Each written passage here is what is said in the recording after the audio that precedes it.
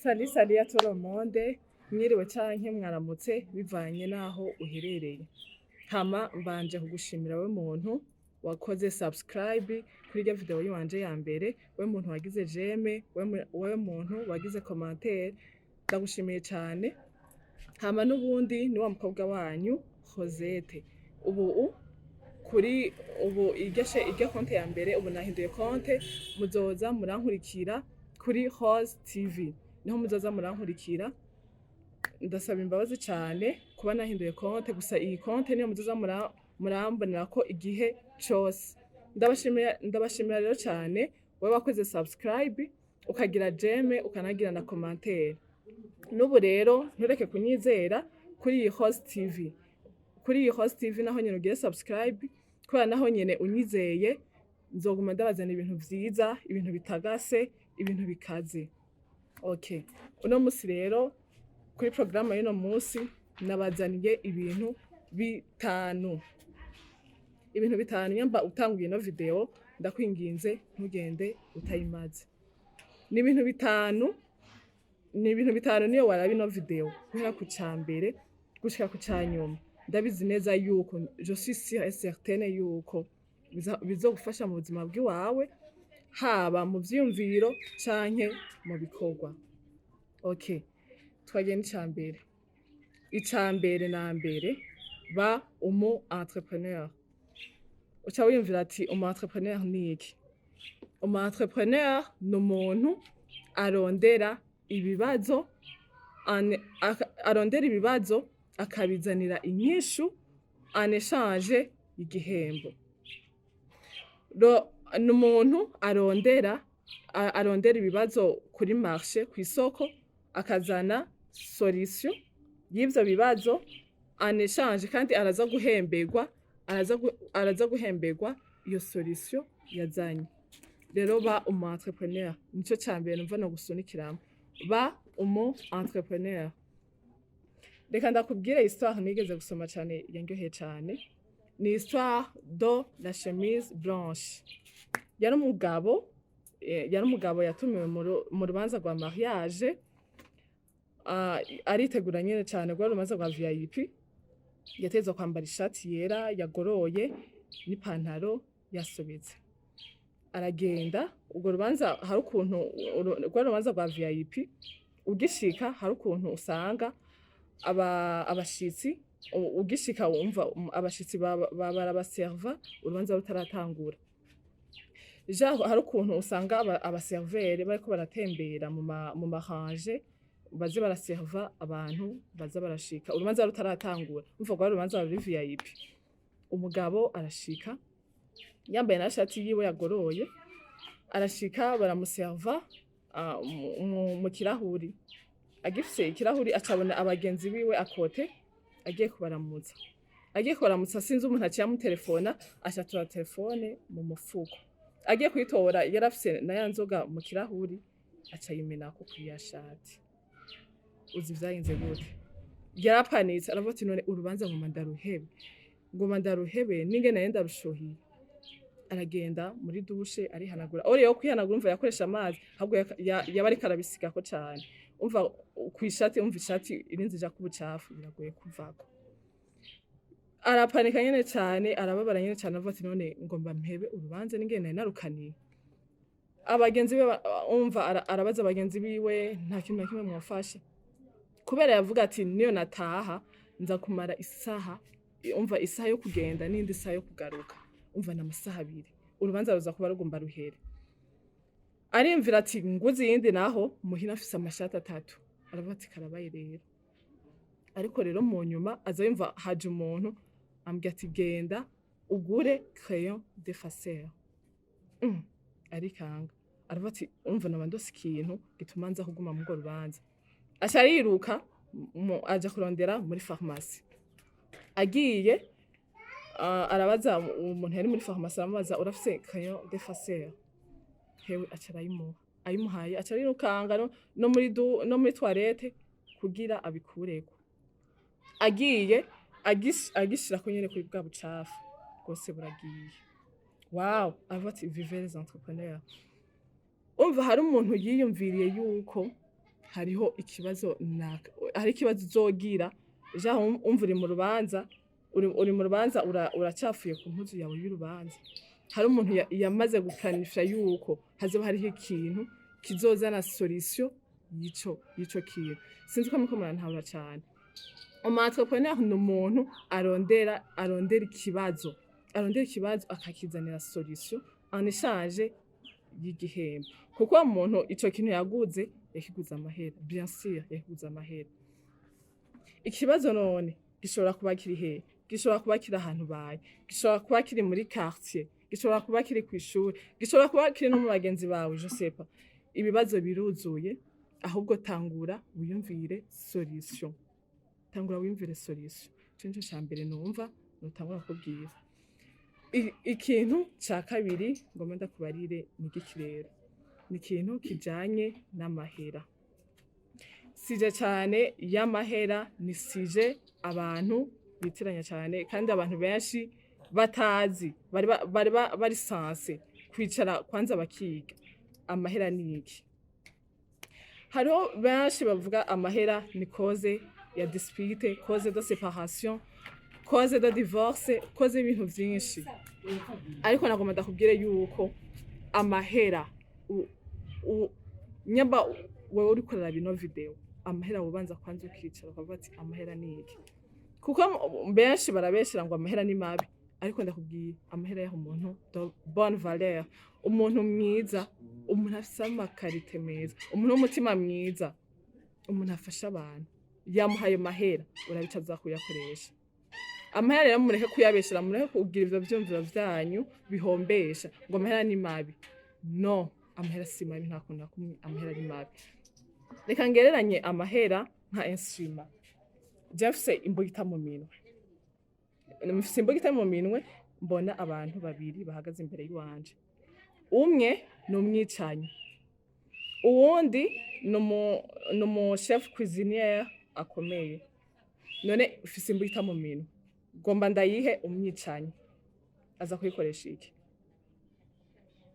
bien sûr yuko aza kuyicisha abantu ariko ngomba ndayihe chef cuisinier agomba yikoresha iki agomba yitekeshe ivyo kurya none mwico gihe imbugita ni yari mbi canke n'ubuyikoresha reka rero kubeshera amahera ngo ni mabi nta kuntu nakumwe amahera ari mabi reka ndaguha ka example iyindi example y'umugabo video cyane yasikiye cyane ku ma réseaux sociaux yari umugabo yakinaje ya loterie iyo je imeze gute iyo je ndibaza mwese ngira ngo buyizi hari ukuntu bamwandikiye bamubwira yuko yatsindiye iyo 2 millions kuyo biye ya loterie cyabaye n'igihe umugabo yaciye atora ubwo nyene abona ko yatsindiye izo 2 millions yaciye atora telefone sugu telefona atelefona patro wiwe allo ati umbe urazi aramubwira ibintu byinshi aramutuka mu patro wiwe kandi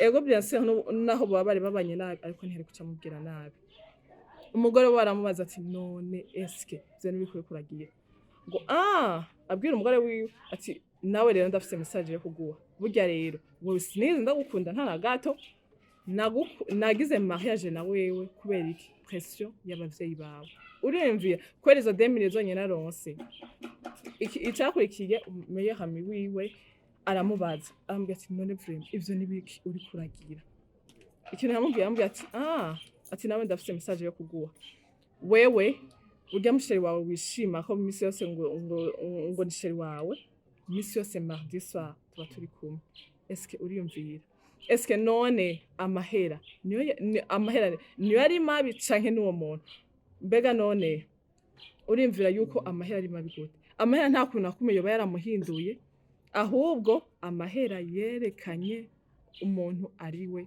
indani umva amahera yerekana umuntu ari muri wewe ubariwe reka kubeshera amahera n'umuntu akenye agenda aravuga yuko ngo amahera ari mabi ivyo bintu rero sivyo amahera nta kuntu nakumwe ari mabi ahubwo yerekana umuntu ari muri wewe vrai nature ari muri wewe ninde amaze kuronka amahera niho rero umuntu umubona ubariwe ahubwo aba yarihishije aba yarihishije ntubumuzi gusa amaze kuyaronka aca asohora rero nyamba yari umuntu mwiza amahera niyo yaronka azoyakoresha neza ariko nyamba yari umuntu mubi amahera yaronse ayakoresha nabi rero amahera nta kuntu kumwe ari mabi je nibaze yuko wowe uri kurankurikira ikintu cyo kuvuga ko amahera ari mabi wagifuse mu mutwe ndavyibaza. Ica gatatu ni étudier la réussite. Ati bimeze gute? Iga gutsinda. Si ibintu bigoye cyane. Urashobora kuba ushaka kuba umuntu umumizisi akomeye cyane. Ikintu uza gukora ni gike. Genda wige pako uko ivyo yaciyemwo, ivyo yakoze biraza kugufasha cyane kuburyo uzomenya ati nyamba yaraciye mu ibi nibi byaramugoye ibi byaramworoheye uzomenya kuburyo nawe niyo wabishikamwo uzovuga ati nanaka yarabiciyemo ariko yaratsinze. Tangura urondere umuntu yatsinze mu ico kintu, umuntu yashoboye gushika aho nawe ushaka kuburyo nawe nyene wiyaranje urondera haba mu video haba mu biganiro atanga uyaranje urondere eske yaciye mu ibihe n'ibihe kuburyo na wewe niyo wabicamo niyo yaba ari obstacle yaciyemo azobwira ati naciye mu obstacle ibi nibi ariko naragize ibibazo ibi nibi ariko solution nagize nuko nawe bizogufasha yuko niyo wamara ivyo bintu kubishikamwo uzovuga ati nanaka yaraciye mu ibi nibi ariko yarabivuyemo yarashitse ku ntsinzi nawe nyene yashaka. Rero reka kwigereranya ahubwo tangura urondere umuntu yatsinze umuntu ari imbere yiwawe kugusumvya umwigireko nivyo numva no kubwira. Ica kane la discipline indero. Ati bimeze gute? Sinje kukubwira ya discipline yayindi yo kwishuri imwe wifata neza kubera encadreze ariko arakuraba ni discipline wowe nyene wiha discipline iri muri wewe apana vya bindi bimwe ngo kubera ngo umuvyeyi ngo ariko arandaba igicuri oya discipline wowe nyene wiha kuburyo uvuga ati iki kintu ntegeza kugikora kubera jewe nyene uvuga ati iki kintu shaka kugishikako kubera jewe ubwiwanje kubera umunezero jewe nyene bwiwanje nzogira apana umunezero nakazogira uvuga ati ni jewe nyene wo kubikora uhe discipline. Abenshi umwaka ugitangura benshi barashaka ku mastati umwaka mushasha umwaka w'imigisha w'umunezero umwaka wo gutsinda ariko none udafite discipline waza ko ibyo bintu bizobishikako nta kuntu nako muzobishikako ahubwo manza wihe discipline kuburyo haba hakanye haba hashushe haba uko hoba hameze uko haba hari kwagwa imvura uvuga ati jewe ntegerezwa kubikora iyo ni discipline kubera igituma uri kuranka kubikora ubunyene hazogira igihe nawe hazogira igihe nawe uwo mwanya uri kuriyima umwanya wo kubikora ubundi muntu wo gukoresha amenya yuko ushika 2:00 amenya yuko gushika ari 2:00 kwambara nuko agutegeka kubera umwanya wawe nturi kurawukora nturi kuriha discipline. Rero tangura ubunyene uhe discipline mu bintu by'iwawe kandi discipline niyo ya mbere nyamba udafite discipline ivyo bintu byose uri ushaka ntabyo uzoshikako. Tangura rero wihe discipline mu bintu vyawe bizogenda neza. Ica gatanu ikintu bitwa ikiguzi tant yuko bitababaza ça ce n'est pas un sacrifice nyamba bitayiko birakubabaza ni sacrifice. Bamwe sintahura nk'umadite ariko arabino video nk'umadite usanga afite je muri telefone yiyo afite je muri telefone arashobora kumara isaha imwe ari kuri je isaha 2 ari kuri je eske ivyo bintu bigufasha iki? Je ndashaka kumenya bigufasha iki? Je ndashaka kumenya je muri telefone yawe igufasha iki? Nizo shaka kumenya. Wige kurondera. Nimwige kurondera. Je video ya mbere nashimikiye ko cyane ku kintu cyo gukora. N'ubundi ndiko nshimikira ko ku kintu cyo gukora ndabingenza. mbe urazi yuko hari umuntu mwoba mungana wewe ariko muhira arasiona abavyeyi arasiona nta bavyeyi afise niwe agaburira abo bavukana niwe abambika niwe abigisha siko angana na wewe mugabo none eske urimvira yuko hariho eskize nimwe wowe ufise nta eskize nimwe wowe ufise nta eskize nimwe nivyo nkunda no kuvuga none niyo wapfa abantu bazovuga kurinda eske ntuzopfa aba ubwo nyene umunsi nyene baguhamba babe barakwibagiye rondera ikintu ukibaho ugifise inguvu rondera ikintu co gukora ku buryo niyo wapfa abantu bazokugumiza mu mitwe yabo bazovuga ati harabaye naka mu mateka harabaye naka bazovuga ati naka yagiye akoze iki.